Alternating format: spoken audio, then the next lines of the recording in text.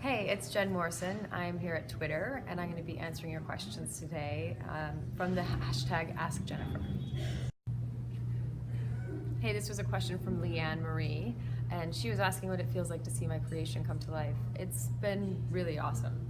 It's been an incredible experience. You spend so much time making something, and then to get to sit with an audience and see the things that they laugh at, and see the things that they cry at, and hear the things that they talk about afterwards and how it made them think about something different. It's really rewarding. It's been an incredible experience. This is a question from Ellen, and she asked me what the most challenging thing about directing a film was and how did I face it. I think every film probably has different challenges, but this one in particular was the time constraints. We only had 9 days of prep and 18 days to shoot and no time for overtime, so we had to be very efficient. I had an amazing creative team. I had an incredible cinematographer, Michael Alden Lloyd, who was an absolutely amazing collaborator that made it possible for us to really achieve that so quickly. This question is from Rodham, and they asked if I were to direct any live-action Disney fairy tale, what would it be? First thing that comes to mind is Little Mermaid, because I feel like it hasn't been done live action yet. I feel like you could do some really cool stuff with underwater camera work.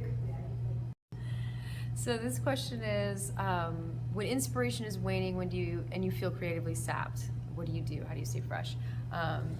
Coffee. I'm sure that's not a surprising answer to anyone out there.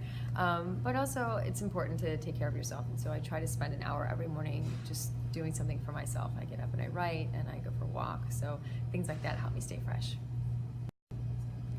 Corey asked me, what was it like working with Allison Janney?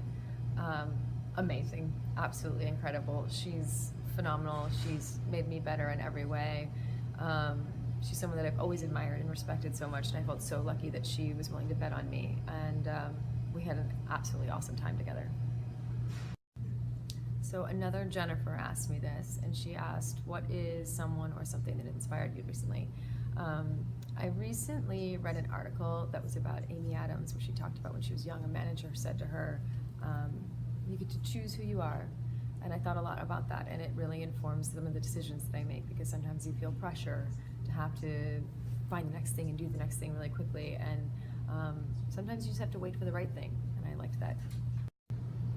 So the question is, do I prefer acting or directing or both? And the answer is definitely both.